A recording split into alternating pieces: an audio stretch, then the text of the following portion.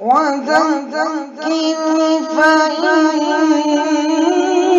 الذكرى تنفع المؤمنين. السلام علیکم ورحمۃ اللہ وبرکاتہ. الحمد للہ رب العالمین والصلاة والسلام على رسوله الأمين وعلى آله وأصحابه أجمعين ومن تبعهم بإحسان إلى يوم الدين. أما بعد.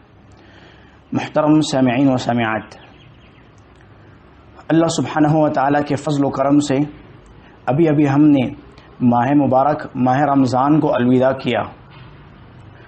ابھی چند دن قبل کی بات ہے کہ ہم لوگ آپس میں ایک دوسرے کو مبارکبادی دے رہے تھے کہ ابھی ماہ رمضان شروع ہونے والا ہے، ہم لوگ خوب اللہ تعالیٰ کی عبادتیں کریں گے، خوب صدقہ خیرات کریں گے، اللہ تعالیٰ کی عبادتوں میں پیش رہیں گے. کچھ دنوں قبل ہم نے آپس میں ایک دوسرے کو یہ بات کہی تھی، مگر ہم جب پیچھے مڑ کر ہمارے اس ارمان کو دیکھتے ہیں تو شاید یہ ارمان ہی رہ گئی کہ کل ہم نے ماہ رمضان کا استقبال کیا اور آج ہم الوداع بھی کر چکے ہیں. سبحان اللہ. اور اللہ سبحانہ و تعالیٰ کا یہ فرمان سچ ثابت ہو رہا ہے کہ ایام معدودات، گنتی کے چند دن تھے کہ اللہ سبحانہ و تعالیٰ نے ماہ رمضان کو ہم پر لایا اور ہم سے الوداع بھی کر دیا. اللہ تعالیٰ سے ہم دعا کرتے ہیں کہ اللہ سبحانہ و تعالیٰ جو مبارک مہینے میں ہم نے نیک اعمال کیے، اللہ تعالیٰ اس کو شرف قبولیت سے نوازے. ایک مسلمان کو یہ فکر ہمیشہ دامنگیر ہونی چاہیے کہ وہ زندگی کا ہر لمحہ اللہ سبحانہ و تعالیٰ کی عبادت میں گزارے، زندگی کا ہر پل رب العالمین کی عبادت ہی میں گزارے. اور کیوں نہ ہو، اللہ تعالیٰ نے ہمیں پیدا ہی اس لیے کیا کہ ہم اللہ سبحانہ و تعالیٰ کی عبادت کریں. سورۃ الذاریات میں اللہ نے فرمایا وَمَا خَلَقْتُ الْجِنَّ وَالْإِنسَ إِلَّا لِيَعْبُدُونَ، میں نے جنوں اور انسانوں کو صرف میری عبادت کے لیے پیدا کیا ہے.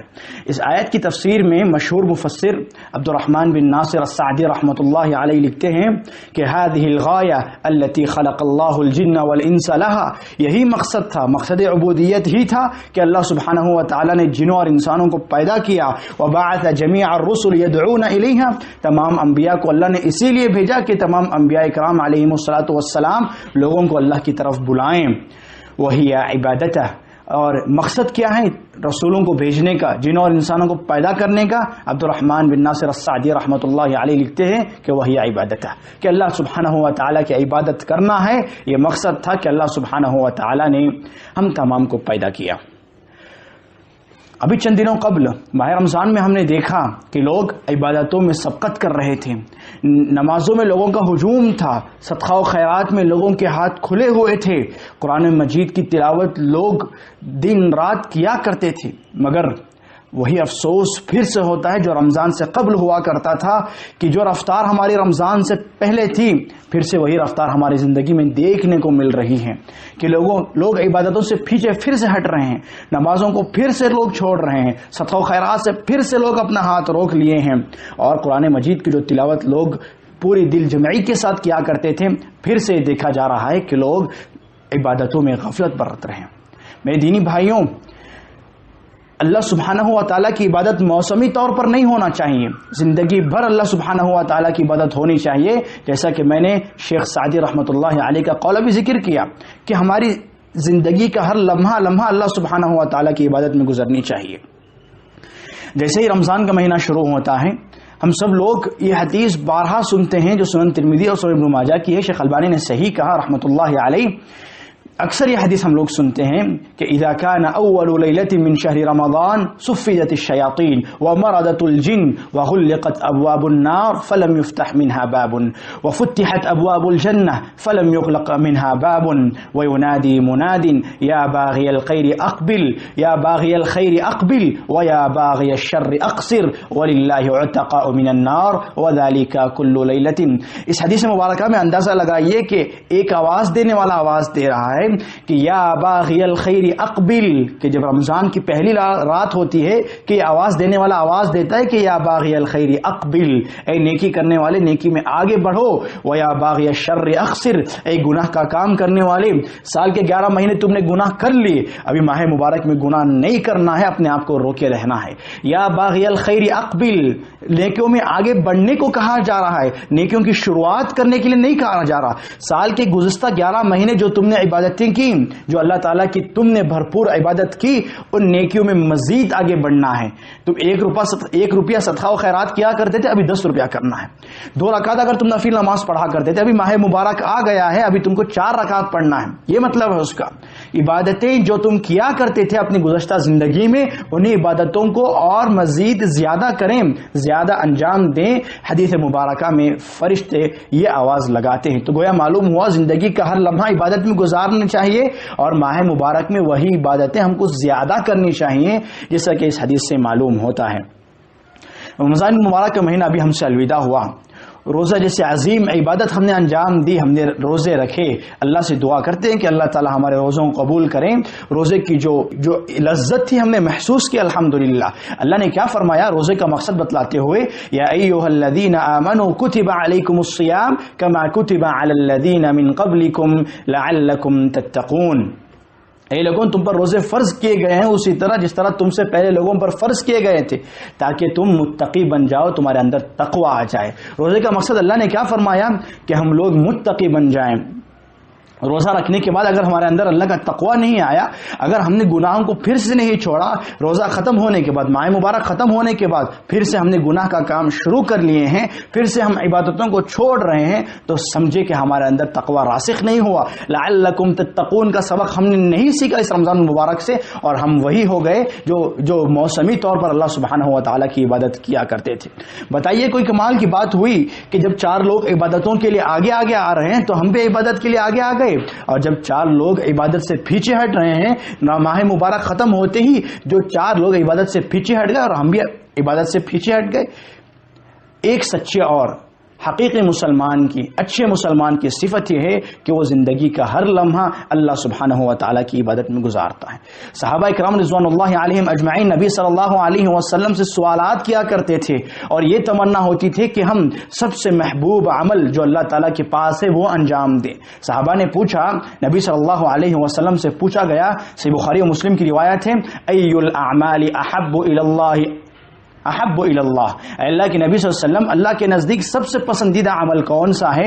مختلف جوابات نبی صلی اللہ علیہ وسلم نے سائل کو رکھ کر دیے، اس میں سے ایک جواب جو صحیح بخاری و مسلم کی اس حدیث مبارکہ میں ہے، نبی صلی اللہ علیہ وسلم نے فرمایا ادومھا وان قل، اللہ کے پاس پسندیدہ عمل وہ ہے جو مداومت کے ساتھ کیا جائے، گرچہ کہ وہ عمل تھوڑا ہی کیوں نہ ہو۔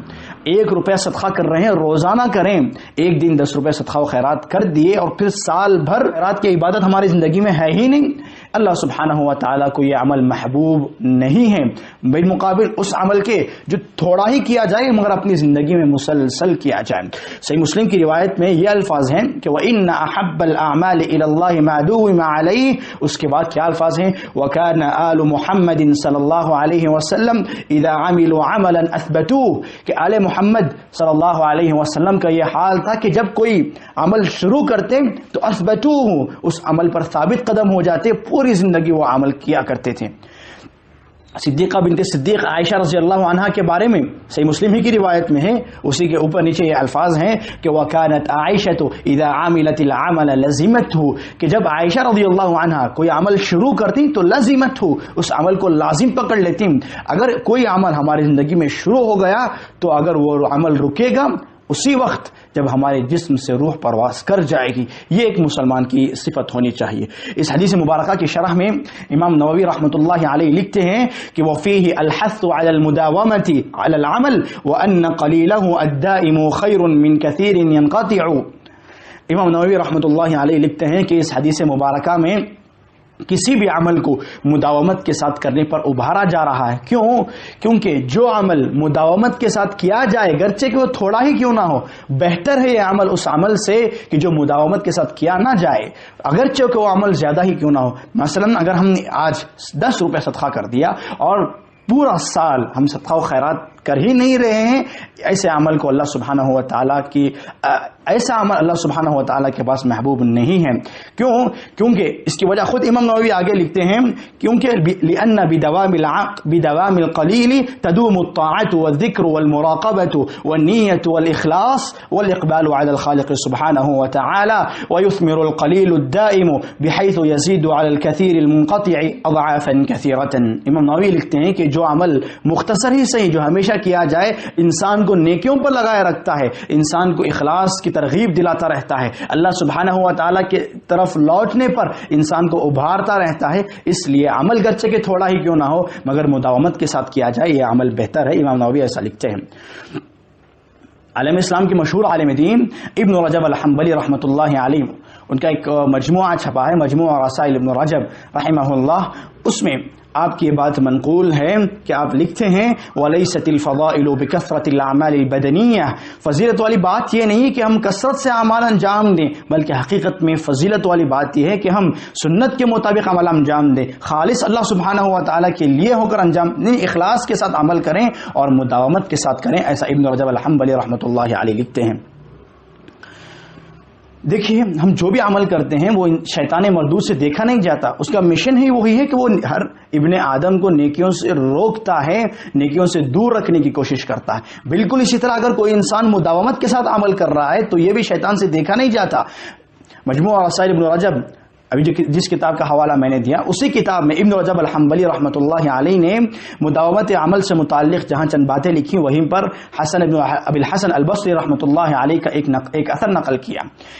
حسن بن ابی الحسن البصری رحمۃ اللہ علیہ کی لکھتے ہیں اذا نظر الیک الشیطان فرآک مداوما علی طاعت اللہ، جب شیطان تمہیں یہ دیکھتا ہے کہ تم کسی بھی عمل پر مداومت کے ساتھ عمل کر رہے ہو، لگاتار عمل کر رہے ہو، کہ فبغاک وبغاک، تو مسلسل پیچھے ہو کر شیطان گمراہ کرنے کی ضرور کوشش کرتا ہے، لیکن جب تم پھر بھی استقامت کا ثبوت دے رہے ہو، ثبات قدمی کا اظہار کر رہے ہو کہ ملک ورفضک، شیطان دور ہو جاتا ہے اور شیطان کھسک جاتا ہے۔ وَإِذَا رَآكَ مَرَّةً هَكَذَا وَمَرَّةً هَكَذَا طَمَعَ فِيكَ، جب شیطان یہ دیکھتا ہے کبھی تم عمل کر رہے ہو کبھی تم عمل چھوڑ رہے ہو تو شیطان تم کو شیطان تم کو گمراہ کر دیتا ہے، ایسا حسن بن ابی الحسن البصری رحمۃ اللہ علیہ نے لکھا۔ ابن الجوزی رحمۃ اللہ علیہ نے بھی کشف المشکل میں لکھا کہ اس بندے کو جو سزا دی جائے گی نا، جو قرآن یاد کیا تھا اور بھول گیا، کیوں سزا دی جائے گی اس کو؟ اسی وجہ سے کہ اس نے عمل مداومت سے نہیں کیا۔ اگر مداومت سے قرآن مجید کو تلاوت کرتا رہتا تو اس کو سزا نہ ملتی، قرآن مجید اس کو یاد رہتا، اس کو حفظ رہتا تو اس سزا سے محفوظ ہو جاتا، ایسا ابن الجوزی رحمۃ اللہ علیہ نے کشف المشکل میں لکھا۔ میرے اسلامی کے نبی صلی اللہ علیہ وسلم کی وفات ہوئی، نبی کا جسم مبارک ابھی رکھا ہوا ہے، صحابہ اپنے آپ کو سنبھال نہیں پا رہے ہیں۔ عمر بن خطاب جیسے جلیل القدر صحابی یہ کہہ رہے ہیں کہ نبی صلی اللہ علیہ وسلم کا انتقال نہیں ہوا ہے، آپ کی وفات نہیں ہوئی ہے، یقیناً اللہ تعالیٰ آپ کو اٹھائے گا اور ہر اس آدمی کو آپ اٹھ کر ماریں گے جس نے یہ کہا کہ نبی کا انتقال ہو گیا تھا۔ ابو بکر صدیق رضی اللہ عنہ آتے ہیں، نبی صلی اللہ علیہ وسلم کے جسم مبارک سے کپڑا اٹھاتے ہیں، صحیح بخاری مسلم کی روایت ہے، عفواً صحیح بخاری کی صرف روایت ہے، جسم سے کپڑا اٹھاتے ہیں اور پیشانی پر بوسہ دیتے ہیں۔ پیشانی پر بوسہ دینے کے بعد صدیق اکبر رضی اللہ عنہ عمر بن خطاب سے کہتے ہیں ایھا الحالف علی رسلک، عمر بن خطاب سے کہتے ہیں قسم کھانے والے تھوڑا رکیے، پھر فحمد اللہ واثنى علیہ، اللہ تعالیٰ کی تعریف بیان کرتے ہیں اور اللہ سبحانہ و تعالیٰ کی حمد بیان کرتے ہیں، اور اس کے بعد کہتے ہیں الا من کان یعبد محمدا صلی اللہ علیہ وسلم فإن محمدا قد مات، بے شک جو بھی نبی صلی اللہ علیہ وسلم کی عبادت کیا کرتے تھے یاد رکھو کہ نبی کا انتقال ہو چکا ہے۔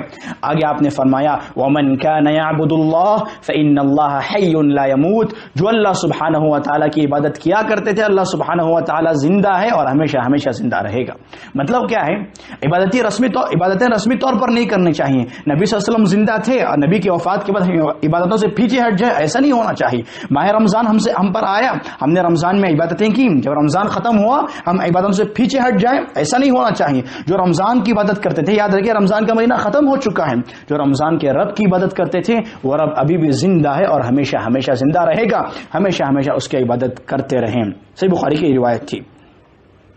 اب اندازہ لگائیے اللہ سبحانہ و تعالی ہماری کس طرح سے تربیت کر رہے ہیں۔ ابھی ماہ رمضان تو ہم نے الوداع کیا، شوال کے مہینے میں ہم داخل ہو چکے ہیں۔ نبی صلی اللہ علیہ وسلم کی مشہور حدیث جو اکثر لوگوں کو یاد رہتی ہے شوال کے روزوں سے متعلق، نبی صلی اللہ علیہ وسلم نے فرمایا من صام رمضان ثم اتبعه 6 من شوال كان كصيام الدهر، صحیح مسلم کی روایت ہے کہ نبی نے فرمایا جو بندہ رمضان کے پورے روزے رکھے اور پھر شوال کے 6 روزے رکھے تو گویا کہ سال بھر روزے رکھنے کا ثواب اس انسان کو دیا جائے گا۔ نبی صلی اللہ علیہ وسلم کی اس حدیث مبارکہ سے کیا معلوم ہوتا ہے کہ اللہ سبحانہ و تعالی ہمیں عمل کی مداومت کی ٹریننگ دے رہے ہیں، عمل کی مداومت کی اللہ سبحانہ و تعالیٰ ہمیں مشق کروا رہا ہے۔ ماہ رمضان میں جو تم نے مکمل 1 ماہ روزے رکھیں، اب 6 دن شوال کے مہینے میں بھی روزے رکھیں، تو جب جا کر اس کا ثواب اتنا عظیم ہو جاتا ہے۔ علامہ مناوی عبدالرؤوف مناوی رحمۃ اللہ علیہ فیض القدیر میں لکھتے ہیں کہ اللہ سبحانہ و تعالیٰ نے رمضان کے روزے رکھنے کے بعد ماہ شوال کے مہینے ہی کو اللہ سبحانہ و تعالیٰ نے خاص کیوں کیا، کیا بات تھی، ایسی کیا حکمت تھی؟ وہ لکھتے ہیں کیونکہ 1 مہینہ مکمل پیاسا رہنے کے بعد، بھوک و پیاس کو برداشت کرنے کے بعد انسان طبعی طور پر کھانے پینے کی چیزوں پر رغبت زیادہ دکھاتا ہے، زیادہ مائل ہوتا ہے، لیکن اسی وقت اللہ سبحانہ و تعالیٰ نے کہا کہ ابھی تم کو 6 روزے رکھنا ہے، پھر سے انسان اپنے نفس کو برداشت کرتا ہے، کھانے پینے کی جو لذت اس میں ابھر کر آ رہی تھی اس کو پھر سے انسان دباتا ہے اللہ سبحانہ و تعالیٰ کی عبادت کے خاطر، تو تب جا کر اس کا ثواب اتنا عظیم ہوتا ہے۔ ایسا عبدالرؤوف المناوی رحمۃ اللہ علیہ نے فیض القدیر میں لکھا۔ میرے دینی بھائیوں، دیکھیں کہ رمضان کا مہینہ ختم ہو چکا ہے، شیاطین اب آزاد ہو چکے ہیں، وہ اپنے مشن پر جس طرح پہلے تھے پھر سے لگ چکے ہیں کہ بنی آدم کو بھٹکائیں گے، گمراہ کرنے کی کوشش کریں گے، لیکن جو 1 ماہ کی تربیت ہم نے ماہ مبارک میں پائی وہ ہمارے لیے کافی ہے باذن اللہ، اگر ہم ثبات قدمی کا ثبوت دینا چاہیں، کیونکہ اس رمضان کا جو بنایا ہوا شیڈیول تھا وہ اللہ سبحانہ و تعالیٰ کیا تھا کہ ہم صبح سے لے کر مغرب تک بھوک پیاس کو برداشت کریں گے، حلال چیز ہمارے سامنے ہے، پانی کا پیالہ ہمارے سامنے ہے، پھر بھی اللہ کی خاطر ہم پانی نہیں پیئیں گے، گرچہ کہ کوئی ہم کو دیکھ رہا ہو یا نہ دیکھ رہا ہو۔ بالکل رمضان کے بعد بھی حرام چیزوں کی طرف ہم نہیں جائیں گے، گرچہ کہ ہم کو پورا موقع ہوا انجام دینے کا۔ لعلکم تتقون کا یہی مقصد ہے، لعلکم تتقون کا یہی مفہوم ہے کہ اللہ سبحانہ و تعالیٰ کے لیے جن چیزوں کو ہم چھوڑا کرتے تھے رمضان مبارک میں، رمضان کے مہینے میں، رمضان کے بعد بھی ہم لوگ اللہ سبحانہ و تعالیٰ کے لیے وہ چیزیں چھوڑ دیں۔ رمضان میں ہم جو نیکیاں یہ سوچ کر انجام دیتے ہیں کہ یہ نیکیاں ہمیں ثواب دلائیں گی، صدقہ و خیرات ہم اس لیے کیا کرتے تھے کہ صدقہ و خیرات کے ذریعے ہمیں ثواب ملے گا، قرآن مجید کی تلاوت ہم یہ سوچ کر کرتے تھے کہ ایک ایک حرف پر 10 نیکیاں ملے گی، بالکل اسی طرح یہ تمام نیکیاں رمضان کے بعد بھی ہم کو ثواب دلائیں گی۔ ایک مسلمان کی مدد ہم نے اس لیے کی تاکہ ایک مسلمان کی حاجت مکمل ہو جائے، اور ایک مسلمان کی مدد کرنا ایک مسلمان کا فرض ہے، یہ سوچ کر ہم نے یہ نیکی انجام دی، تو بالکل آج بھی ہم پر واجب ہے کہ ہم ایک حاجت مند مسلمان کی مدد کریں، یعنی جو نیکیاں ہم رمضان میں کیا کرتے تھے رمضان کے بعد بھی وہ نیکیاں انجام دیں، مداومت کے ساتھ عمل کریں، ہمیشگی کی اللہ تعالیٰ کی عبادت کریں، موسمی طور پر اللہ سبحانہ و تعالیٰ کی عبادت نہ کریں۔ میرے بھائیوں، زیادہ کچھ نہ کہتے ہوئے خلاصہ کے طور پر ایک بات کہتے ہوئے اپنی بات میں ختم کرتا ہوں کہ اللہ سبحانہ و تعالی ہمیں بار بار اس چیز پر ابھارتے ہیں کہ انسان ہمیشہ اللہ سبحانہ و تعالی کی عبادت کریں، ہمیشگی کی عبادت اللہ سبحانہ و تعالی کی کریں، موسمی طور پر اللہ سبحانہ و تعالی کی عبادت ہرگز نہ کریں۔ ہر جمعہ کو خطیب یہ آیت پڑھتا ہے، یا ایھا الذین آمنوا اتقوا اللہ حق تقاتہ ولا تموتن الا وانتم مسلمون، اے ایمان والو اللہ سبحانہ و تعالی کا تقوی اختیار کرو، اس سے ڈرتے رہو اسی طرح جس طرح کہ اسے ڈرنے کا حق ہے، ولا تموتن الا وانتم مسلمون، اور تمہیں موت نہ آئے اس حال میں کہ تم مسلمان رہو۔ اس آیت مبارکہ میں جو عظیم پیغام لوگوں کو دیا جا رہا ہے، جس کی بنا پر مفسرین رحمۃ اللہ علیہ نے خوب اس آیت میں جم کے لکھا، میں تمام مفسرین کے اقوال تو نہیں ذکر کر سکتا اور اس میں گنجائش بھی نہیں، میں بس 3 مفسرین کا رحمۃ اللہ علیہم اجمعین اس آیت مبارکہ میں جو انہوں نے لکھا اس کا ایک ٹکڑا میں آپ کے سامنے کہتا ہوں کہ اندازہ لگائیے کہ مداومت کے ساتھ عمل کرنے کا فائدہ کتنا عظیم ہے اور اللہ سبحانہ و تعالی نے ہمیں کتنا ابھارا ہے اس چیز پر۔ ابن کثیر رحمۃ اللہ علیہ لکھتے ہیں کہ وَقَوْلُهُ وَلَا تَمُوتُنَّ إِلَّا وَأَنْتُمْ مُسْلِمُونَ أي حافظوا على الإسلام في حال صحتكم وسلامتكم لتموتوا عليه، کہ تم دین اسلام کے ہر عمل کی حفاظت کرو، دین اسلام پر عمل کرتے رہو، گرچہ کہ تم صحت مند رہو یا بیمار رہو، ہر حال میں دین اسلام کی تعلیمات پر عمل کرتے رہو۔ کیوں؟ لِتَمُوتُوا عَلَيْهِ، تاکہ تم اسی چیز پر انتقال کر جاؤ۔ آگے لکھتے ہیں فَإِنَّ الْكَرِيمَ قَدْ أَجْرَى عَادَتَهُ بِكَرَمِهِ أَنَّهُ مَنْ عَاشَ عَلَى شَيْءٍ مَاتَ عَلَيْهِ وَمَنْ مَاتَ عَلَى شَيْءٍ بُعِثَ عَلَيْهِ۔ ابن کثیر رحمۃ اللہ علیہ لکھتے ہیں کہ اللہ سبحانہ و تعالیٰ کی یہ سنت رہی ہے کہ جو انسان جس چیز پر اپنی زندگی گزارتا ہے، اگر کوئی انسان عبادتوں میں اپنی زندگی گزار رہا ہے تو اس کی وفات بھی، اس کا انتقال بھی اسی چیز پر ہوگا. اور ومن مات علی شیء بعث علیہ، جس انسان کی موت جس چیز پر ہوگی، عبادت کرتے ہوئے اگر کسی انسان کی موت ہوئی ہے تو وہ قیامت کے دن عبادت کرتے ہوئے ہی وہ انسان اٹھایا جائے گا. اللہم اجعلنا وإیاکم منہم. کہ اسی لیے عمل پر مداومت، کسی بھی عمل کو اگر ہم نے شروع کر دیا تو مداومت کے ساتھ اس کو کرتے رہیں. اس کا ایک بڑا فائدہ اللہ سبحانہ و تعالی ہمیں حسن خاتمہ نصیب کریں گے. جو عمل ہم کیا کرتے تھے اللہ سبحانہ و تعالی اسی پر ہم کو موت بھی دیں گے انشاءاللہ. ابن عاشر رحمۃ اللہ علیہ لکھتے ہیں اس حدیث میں، اس آیت مبارکہ کی تفسیر میں کہ ومعنى فلا تموتن الا وانتم مسلمون النهي عن مفارقة الاسلام اعني ملة ابراهيم في جميع اوقات حياتهم وذلك كناية عن ملازمته مدة الحياة.